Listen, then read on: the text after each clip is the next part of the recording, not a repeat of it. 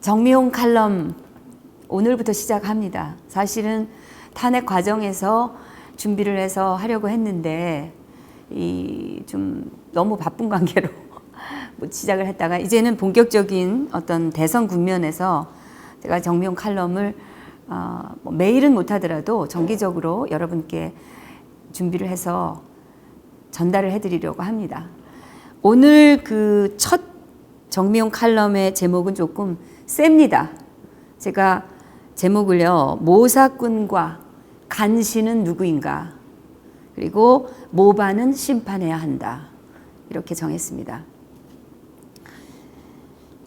우리 야권이, 야당이죠, 기본적으로 친북적입니다. 네. 이 친북이라는 말은 뭐 종북이니 뭐 공산주의니 이런 게 아니라 그냥 포괄적으로 그 안에는 그야말로 북한의 그 정책이나 입장을 충실하게 대변해주는 그런 그룹도 있고, 또 그런가 하면 북한도 우리 한민족이다, 우리가 도와야 된다, 이렇게 그저 무조건적인 우리 지원과 이런 거를 그런 어떤 민족의 감정에 호소해서 주장하는 그런 사람들까지 다 포함하는, 그래서 대체로 친북적이라는 얘기입니다. 이 친북적, 그러니까 사회주의 성향이 강한 야당, 이 집단이 그동안 이 자유민주 국가인 대한민국을 건국한 건국 세력들에 대해서 부정하고, 또 이 보수 세력을 그야말로 악이나 적처럼 그렇게 여겨온 것은 어제 오늘 일이 아닙니다. 쭉 그렇게 해왔습니다. 그래서 이제는 어찌 보면 그들의 그동안에 그 해왔던 그 노력들이 이제 성과를 맺고 있는 것처럼 보일 정도입니다. 그러니까 이 사람들이 박근혜 정권 4년 동안 오로지 반대를 위한 반대만 해왔던 것은 어찌 보면 당연한 일일 수도 있습니다. 사실 우리가 엄밀히 살펴보면 소통이 안 되는 것은 좌파 세력이 더 강하다고 저는 보는데요. 이런 진짜 불통에 대해서 보수 매체라고 하는 조중동은 모른 척했습니다. 뭐 전혀 그런 데 초점을 맞추지 않고 오직 박근혜 대통령이 불통이다라는 것만 집중적인 메시지를 보낸 바 있습니다. 하여튼 그렇게 4년 동안 박근혜 정권이 뭘 하려고 하든 발목만 잡고 반대만 해왔던 이 야당이 작년 총선에서 아주 압승을 했습니다. 저는 여기에 이제 조선, 동아 뭐 이런 소위 과거의 보수 매체라고 알려져 있던 언론들이 집중적으로 이른바 김무성 세력을 밀었고, 또 박근혜 대통령 측 친박이라고 하는 그룹의 불리한 보도만 계속 했던 것이 결정적 요인의 하나로 작용했다, 이렇게 생각합니다. 순수한 보수 시민들이 조중동의 보도만 믿고서 김무성 소위 비박과 또 박근혜 대통령 측 그 친박 세력의 갈등으로만 이걸 받아들이고 거기에 염증을 느껴서 정작 투표장으로 가는 그 발길을 끊었던 것이죠. 그래서 여소야대가 되었습니다. 그렇다고 해서 뭐 조중동의 힘이 그러면 절대적이냐, 그런 거는 아니라고 생각합니다. 이들의 그 영향력은 사실 따지고 보면 포털 사이트나 또는 주류 방송보다는 확실히 약합니다. 다만 이 매체의 영향력은 보수 진영에 있다는 겁니다. 보수 진영에. 힘이 약해진, 이런 포털이나 주류 방송에 비해서 힘이 약해진 이 조중동 매체가 다른 뭐 포털이라든지 방송하고 경쟁을 해서 이 확장성을 가질 생각은 하지 않고, 말하자면 자기 말을 고지고대로 듣지 않는다 해서 아군을 때린 겁니다. 그러니까 친박을 때린 거죠. 이 매체들의 힘은, 이 조중동의 힘은 과거보다는 물론 약해졌지만 보수 진영을 흔들어 놓는 데는 성공을 했다, 저는 이렇게 평가를 합니다. 작년에 이 조선일보하고 이 보수의 원로들이 친박 때문에 새누리가 총선에서 졌다, 이렇게 아주 뭐 일관적으로 한꺼번에 똑같은 그 목소리를 냈습니다. 반면에 이 조선닷컴에 그 올린 댓글들을 쭉 보면은 조선일보와 비박계 때문에 총선에서 새누리가 졌다, 이런 평가가 압도적으로 많습니다. 그러니까 이제 보수 국민들이 그동안의 조중동에 의해서 결정되었던 의견들과 다른 생각들을 이제 표출하기 시작을 했었던 것이죠. 근데 지금까지 일어난 일을 보면은 누구 때문에 지난 총선에서 새누리가 참패하는가, 여기에 대해서 보수 국민들, 여론주도층들은 이미 답을 내놓고 있었다는 겁니다. 당시 그 비박계는 이 자기들이 입맛대로 조종할 수 있는 국회의원으로 이 자리를 꽉 채우지 못하면 차라리 선거에서 지는 게 낫다, 이런 판단을 내리고 있었다고 저는 생각합니다. 그게 전략적으로 자기들에게 유리하다는 그야말로 정략적인 판단만 한 것이죠. 사실 저도 그렇지만은 이렇게 보는 국민들이 대단히 많습니다. 당시에 김무성 대표 발언도 있었습니다. 근데 뭐라고 했냐면 기억하실 겁니다. 선거에 지더라도 이한구 당시 그 공천심사위원장, 이한구 심사위원장의 공천 룰은 우리는 선거에서 지더라도 수용을 못하겠다, 이렇게 발언을 했었습니다. 이게 당 대표로서 할 소리냐, 이런 비판이 여기저기에서 나왔고 대단했는데, 그래도 이 김무성 대표는 아랑곳하지 않았습니다. 여러 팩트로 보면은 이 김무성계 소위 비박들은 당을 장악하지 못할 바에야 차라리 선거에서 패배해서 이 박근혜 정권의 힘을 빼서 무능하게 만들고 그런 선거 패배로 이렇게 몰아가려고 했던 것이다, 저는 이렇게 생각합니다. 이렇게 이제 그 위기를 조성하자는 거죠. 이 위기를 조성해서 보수 시민들을 위기다, 그래서 한데 모으려고 하는 시도를 했던 것이 아닐까. 그런 한편 힘 빠진 무능한 정권 대신에 보수 진영에서는 우리가 나가야 된다, 이렇게 말을 하려고 한 것이다. 그리고 그 명분을 내세워서 결국은 김무성 대표가 대권에 도전을 하려고 한 것이 아닌가. 그렇게 해서 내놓은 이런 그 정략적인 이런 결론에 조선일보가 적극 협력을 한 거다, 저는 이렇게 생각합니다.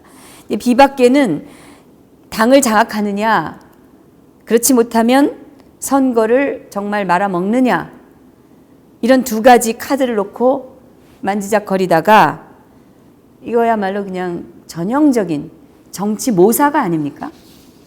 다들 아시다시피 그 87년 개헌 이후에 우리의 그 실질적 권력은 국회였다고 말씀드릴 수가 있습니다.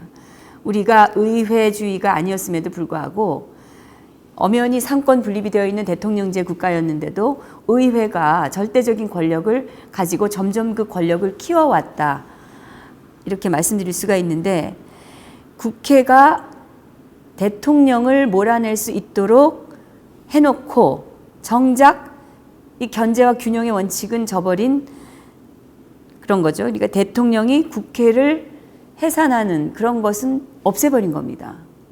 이게 아주 국회가 무소불위의 권력을 쭉 행사해 왔다라는 대표적인 그런 저는 신뢰라고 생각을 합니다. 87년 개헌 이후에 우리 대통령은 집권 야당의 당수일 때라야 비로소 참다운 권력을 가졌다, 이렇게 말을 할 수가 있었고요. 사실 우리 정치 현실에서 공무원이나 대기업들은 다수 의석을 확보한 그 당을 권력으로 봅니다. 실질적으로 대통령을 이 권력으로 보는 거가 국회에서는 없다, 저는 이렇게 생각합니다. 말은 그렇게들 하지만, 그리고 이걸 알면서도 언론은 계속해서 거짓말을 해왔던 겁니다. 그리고 대통령이 그야말로 절대적 권력자인 것처럼 국민들을 호도해왔다. 왜냐하면 국회는 자기들이 권력을 갖고 있다는 인식을 국민들에게 주기 싫었던 거고, 여기에 언론이 실질적인 권력을 가진 국회에 부역을 한 것이다. 저는 이렇게 봅니다. 근데 최근에 절독을 많이 당한 이 보수파리 신문이 떠난 독자들에게 요즘에 구독을 다시 해달라고 요청을 하면서 자기들은 권력을 비판했을 뿐이다, 이렇게 얘기를 하고 있습니다. 박근혜 대통령이 절대 권력자였고 그래서 우리들은 언론으로서 권력을 비판했던 것뿐이다, 이렇게 구독 요청을 하면서 변명을 하고 있습니다. 이거야말로 정말 반성을 하지 않은 궁색한 변명이다, 이렇게 생각합니다. 자기들이 밀고 있는 그 정치의 그 의회 권력, 이것 때문에 박근혜 정권을 집요하게 공격을 해놓고서 이제 와서는 딴소리로 변명을 하고 있는 겁니다.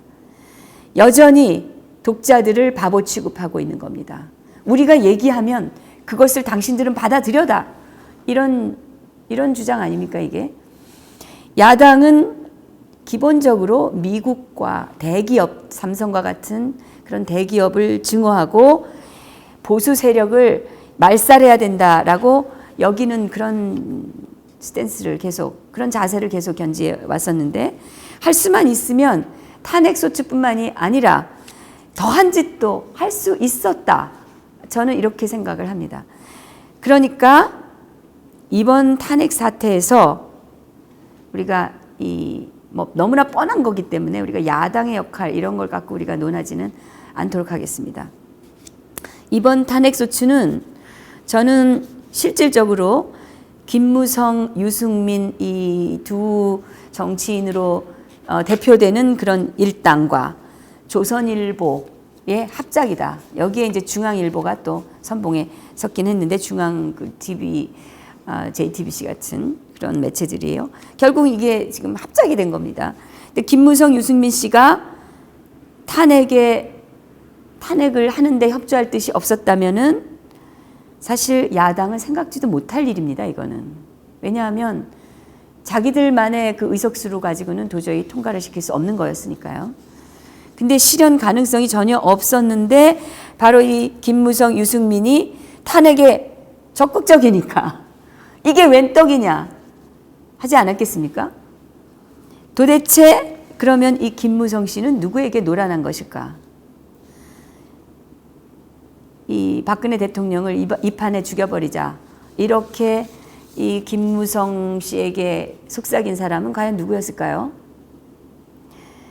이 막판에 탄핵소추에 대한 표결을 앞두고서 김무성 씨가 약간 주춤할 때, 주춤한 순간이 있었죠. 그때 유승민 씨가 탄핵합시다, 이렇게 말을 했습니다. 그리고 그렇게 그 탄핵을 주도했다, 이런 보도가 있었던 거를 제가 기억합니다.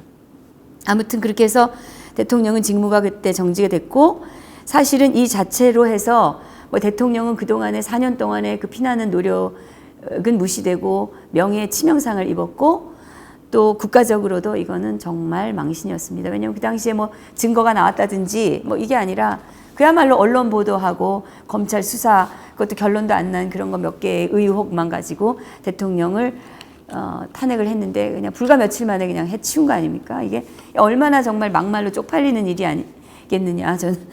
그런데 이 김무성, 유승민 씨 같은 이 비박계가 그럼 이런 국가적인 망신을 초래하면서까지 대통령을 왜 탄핵했어야만 했나? 무엇이 이 사람들로 하여금 대통령을 탄핵해야 된다는 마음을 먹게 했을까? 그걸 또 생각해 봐야 되겠습니다. 얼마 전에 유승민 씨가요, 대통령과 자기는 오래전부터 사이가 좋지 않았다, 이렇게 떠벌리고 다녔습니다. 그간에 뭐 그런 얘기를 전혀 하지 않았었는데 왜 그러면은 이제 와서 이런 소리를 하겠는가?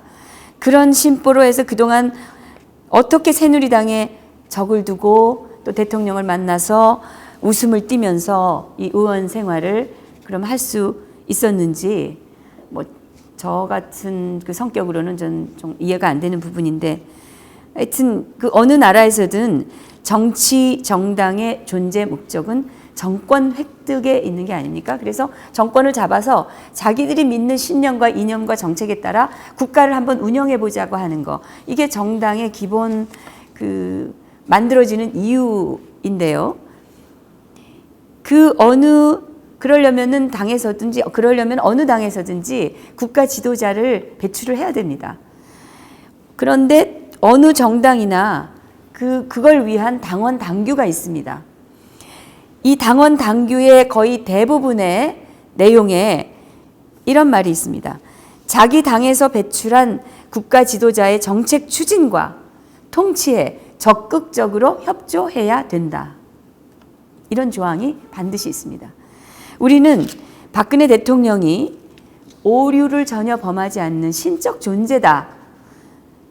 이렇게 평가한 적이 없죠.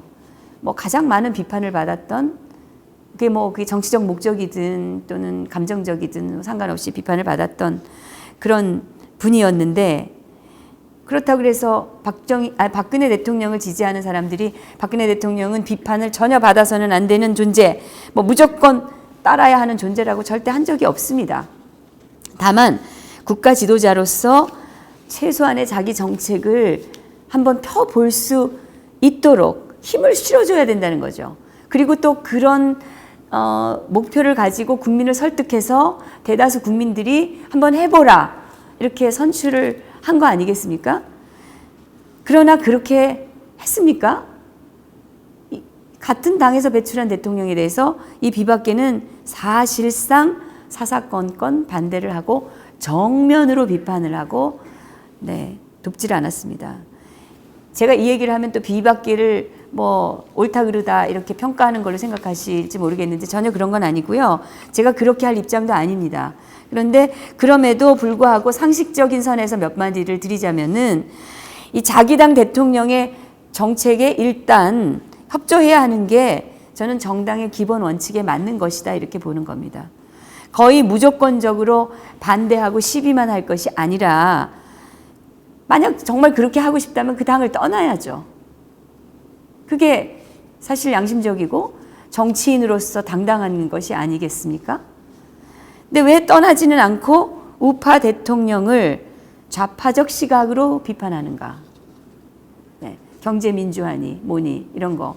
그 좌파 입장을 대변하면서 야당의 입장에서 할 소리를 가지고 그렇게 한다고 그쪽에서 표를 찍어줄 것도 아닌데 말씀입니다. 이런 전혀 자기 당의 원래 정책적인 방향과 이 목표에 어울리지 않는 이런 경제관을 떠들면서 보수 우파를 자처하는 거, 그리고 경제는 진보, 안보는 보수, 이런 앞뒤가 맞지 않는 말을 하면서 정당의 기본도 모르는 이런 발언을 하면서 같은 당에 있는 것은 도대체 무슨 행위인가? 저는 비판하지 않으면 안 된다고 생각합니다. 사실 이런 태도만큼 위선적이고 모순적인 게 또 있겠는가 라고 봅니다. 저는 마르크스주의도 결국은 경제에 대한 시각에서 비롯된 거고, 우리가 안보를 바라보는 눈은 경제와는 불가분의 그런 관계에 있다고 할 수 있는데 직결되는 거죠. 경제는 진보, 안보는 보수. 이거는 그야말로 정치꾼들의 저는 말장난에 불과하다고 생각합니다. 여러분, 간신이라는 단어가 있습니다. 간신. 말 그대로 간사한 신하라는 말인데, 저는 오늘날 이 국가 지도자와 다른 정치인의 관계, 지도자와 또 다른 정치인의 관계, 이거를 군신 관계로 보는 것은 저는 옳지 않다고 생각합니다. 지금이 조선시대도 아니니까요. 그런데 그럼에도 불구하고 우리가 정치인들에 대해서 그런 비유를 많이 합니다. 많은 분들이 그런 비유를 하는 것을 보면서 제가 지적을 할 수밖에 없는 게, 간신이라는 것은요, 엄밀히 말하면은 어쨌든 그 주군으로부터 신임을 받던 사람을 말하는 겁니다. 혹은 신임을 받고 있는 사람을 말하는 겁니다. 전혀 인정을 받지 않는 사람, 주군으로부터 외면당한 사람을 우리가 간신이라고 얘기하지는 않습니다. 그러니까 간신이라고 얘기하는 것은 사실은 우대를 해주는 겁니다. 근데 이 언론의 절대적 지지를 등에 업은 비박계는 탄핵안을 가결시키고 나면은 새누리당 당권을 장악하고 대선 및 총선을 관리할 수 있다, 이렇게 본 것 같습니다. 그렇게 되면은 의원 대다수는 대통령에게 등을 돌리고 또 비박계 지도부 쪽으로 곧바로 줄을 설 것으로 본 것 같아요. 그러니까 이 비박계에서는 친박계를 제압을 하고 나면은 보수 성향 시민들의 움직임이 한풀 꺾이고 결국은 자기들을 지지할 것으로 그렇게 생각을 했던 거죠. 비박계는 자신들이 당권을 차지하고 나중에 뭐 대선 후보라든지 국회의원 후보를 다 내놓을 경우에 이 보수층에서는 뭐 어쩔 수 없이 자기들을 결국은 지지할 것이다, 이렇게 낙관적인 생각을 한 것이라고 저는 생각합니다. 이 차마 결국은 항상 그래왔듯이 보수의 그 지지자들이 차마 좌파는 찍지 못할 것이니까 결국은 자기들을 지지할 수밖에 없을 것이다. 그리고 이런 생각은 아마 지금도 변치 않고 있을 거라고 생각합니다. 네, 여전히. 그동안 상당 부분 이 탄핵 과정을 보면은 비박계의 뭐 지난 총선부터 마찬가지지만 비박계의 생각대로 진행되어 온 모양새를 보이기는 합니다. 그런데 변수가 나타난 거죠. 깨어있는 이 시민들이 쭉 지켜보다가 결국 태극기를 들고 일어섰고 새누리당의 의식 있는 의원들이 이제 비박계 행태에 정면으로 비판을 하고 그러면서 비박계가 결국은 떠날 수밖에 없는 그런 상황이 되었습니다. 그리고 그 이후에 지금까지 이 비박계 말하자면 다 모여있는 이 바른 정당의 의도와 뜻대로 뭐가 제대로 진행되고 있는 것 같지는 않습니다. 조중동이 이제 문제인데요. 이 조중동은 아마도 이번 대선에서 그 박 대통령의 지지를 입은 사람, 그러니까 박 대통령이 뭐 은연중에라도 지지하는 것처럼 보이는 사람, 그리고 보수 우파 시민들이 적극적으로 성원하는 사람이 대통령이 되는 것을 적극적으로 막을 것이라고 생각합니다. 그런 사람이 대통령이 되면은 차라리 문재인을 미는 게 우리한테 유리하다. 이 신문들은 아마 이렇게 판단하고 있을 겁니다. 우리는 이 점을 잘 기억을 해서 그들의 선동에 결코 넘어가는 일이 있어서는 안 되겠다고 저는 여러분께 말씀드립니다. 시청자 여러분, 우리는 간신 혹은 모사꾼으로 우리가 표현하는 이런 사람들을 우리 대한민국 정치권에서 반드시 응징해야 됩니다. 이것은 박근혜 대통령을 위해서가 아닙니다. 대한민국 정치가 이렇게 전 세계에서도 참 유례 없이 부패하고 천박하게 흐르는 것을 더 이상 우리가 방관해서는 안 되고, 또 이것은 대한민국의 국가 위상과 또 품격에 결정적인 요인이 되고 있기 때문입니다. 이것은 대한민국의 정의를 위해서입니다. 이제 정말 대한민국의 운명을 가를 대선이 다가오고 있습니다. 얼마 남지 않았습니다. 모사꾼들이 뜻을 이루는 그런 일은 결코 일어나서는 안 됩니다. 정의로운 사람, 안보관이 투철한 사람, 그리고 이 자유민주, 이 국가 정체성 분명히 알고 무엇보다도 대한민국의 역사에 대한 확고한 의식을 가지고 있는 그런 분을 우리가 대통령으로 추대해야 된다고 저는 생각합니다. 그런 분에게 투표해야 됩니다. 이렇게 하기 위해서 우리는 계속해서 진실을 말하고 끝까지 잘못된 것들과 싸워야 된다고 저는 믿습니다. 정미용 칼럼 오늘 여기까지 하겠습니다. 다음 시간 또 뵙겠습니다. 감사합니다.